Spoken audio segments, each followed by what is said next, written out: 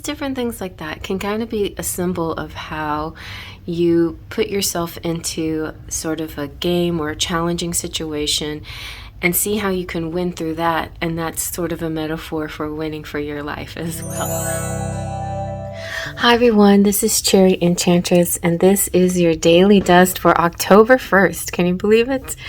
But it's also for whenever you stumble upon it. It can be a timeless reading as well. So just whenever you feel called to the video, Spirit's guiding you there, you can watch this for a special message.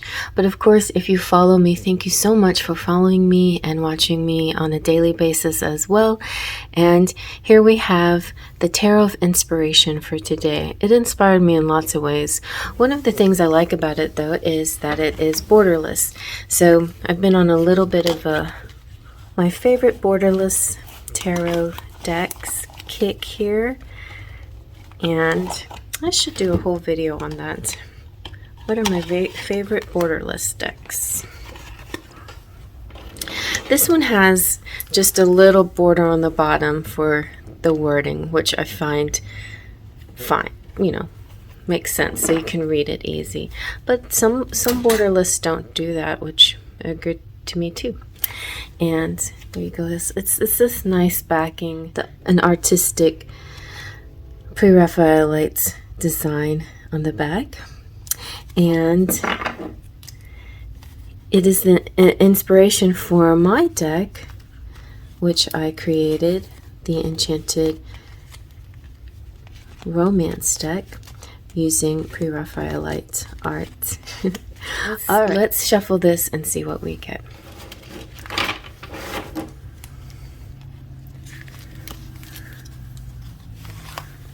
Big yet flexible. All right, I'm going to take from the middle and see what we get for our collective message. Oh, we have the Four of Pentacles. Okay. And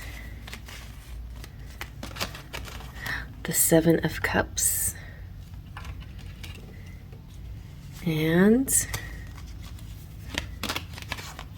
the Knight of Wands. So the Four of Pentacles generally talks about keeping things, holding on to things, wanting this need for security, not spending so much. It can represent savings.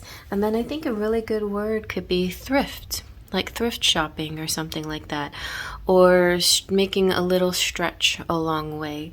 It is also prudence, but sometimes on the shadow side it can be suspiciousness or possessiveness, or not seeing the bigger picture, kind of keeping things small and very material.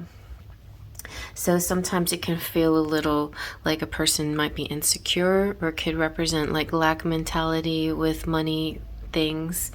But it also can be on the positive end as well, like savings for a rainy day especially.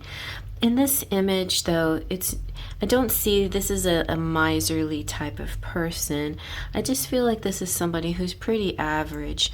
The average way of trying to take care of money, but at the same time not necessarily thinking they're in lack mentality, but maybe they're just being very practical and responsible and not in denial of their situation. But I feel like if you go into sort of that monkey mind where you get obsessed about making money, and especially if you feel like you have a lack of it, then that can create a really negative swirl. But if you have a little bit of balance between what your reality is and what you can do to change your reality, then I feel like that's a little bit better place to be. So it's also about conservatism, and it could represent just that kind of attitude altogether, like the conservative attitude. It could represent things like special way of focusing on government and things like that as well. Like if you feel like spending should be a certain way. Yes.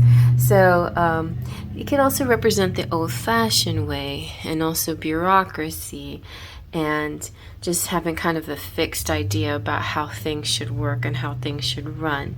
So sometimes maybe in an expansive way, looking at doing things in more than one way can help open up things, and sometimes it can create more confusion and chaos.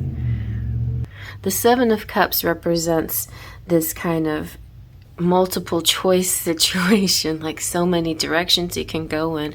It also kind of has this illusions energy and escapism. So this is like an energy kind of almost opposite of the Four of Pentacles, where it's flights of fancy and escape from reality, and it's dreams, but maybe not dreams like hopes and wishes and dreams come true, but maybe sometimes leaning to more towards pipe dreams. It can also represent confusion and making choices from feelings instead of from practicality or practical reasons.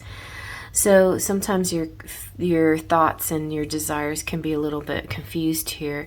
It can also represent like false promises, a little bit of instability. It's kind of like that mirage in the desert. You think it's there, you're hoping to get to it, and then it's not. It disappears, right? But I feel like at the same time, both of these energies don't have to be your reality. It doesn't mean that if you're trying to manifest a better future that it has to take on this kind of appearance of flights of fancy. I'm just kidding myself. I'm just making up these pipe dreams. That's exactly lack mentality. So if you're talking yourself out of this manifesting, then yeah, it does the same thing as being in lack mentality. You see what I'm saying? So if somebody says, gives you sort of a step-by-step way of manifesting money or something into your world, and you try it, and then you start to negate it or talk about it in a negative way or talk it down or something, then you're going back to that place where you were before you even started it, and into that lack energy. Now, I'm not saying to be in denial when you're not feeling it, because manifesting only really works when you can really help yourself to have faith and believe in it.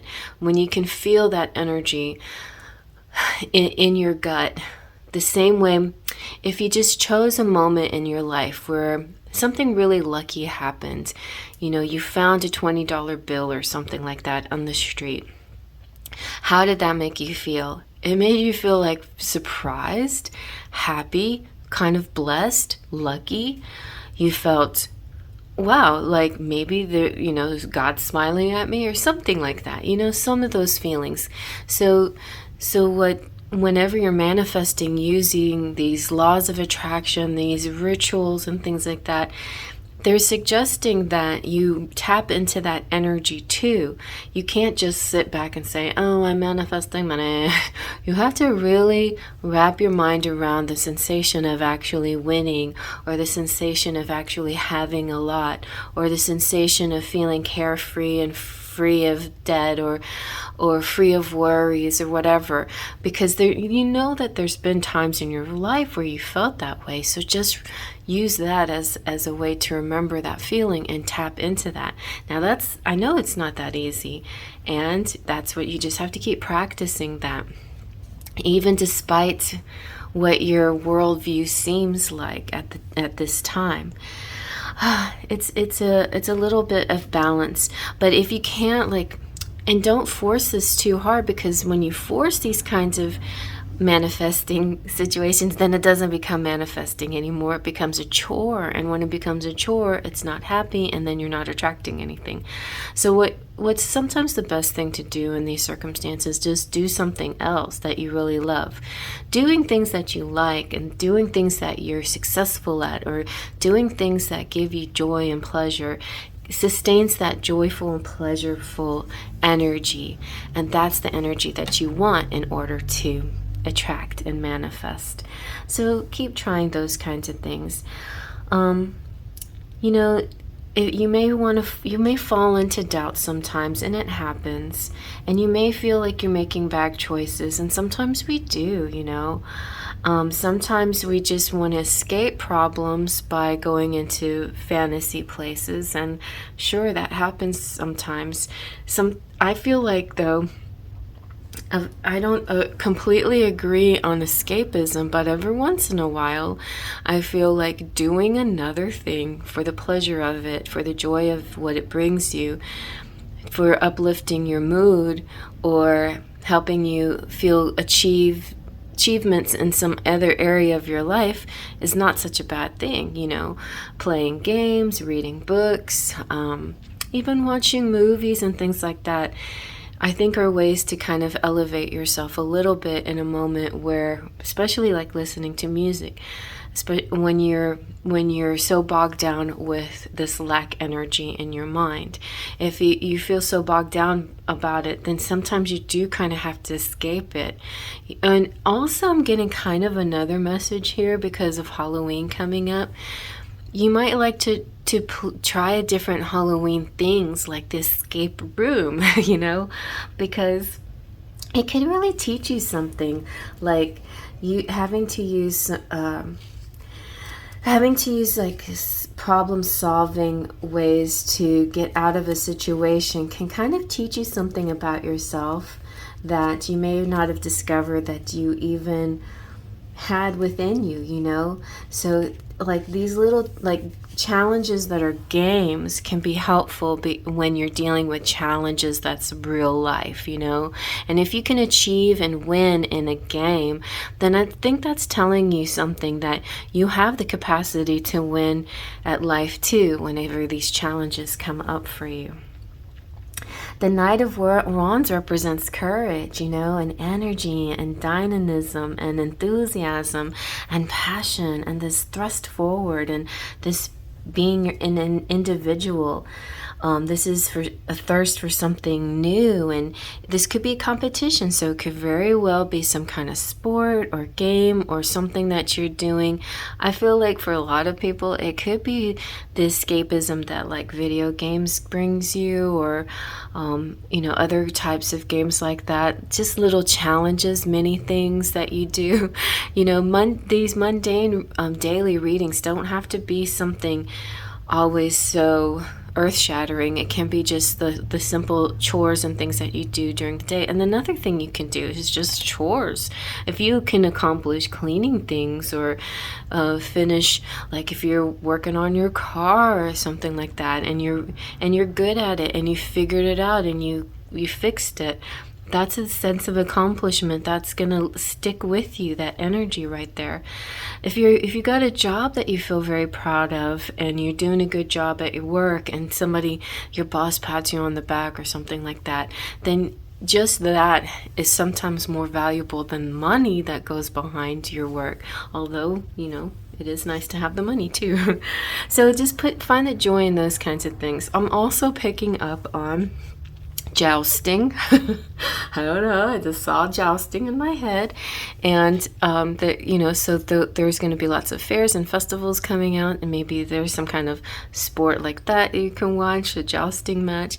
I mean, just different things like that can kind of be a symbol of how you put yourself into sort of a game or a challenging situation, and see how you can win through that. And that's sort of a metaphor for winning for your life as well.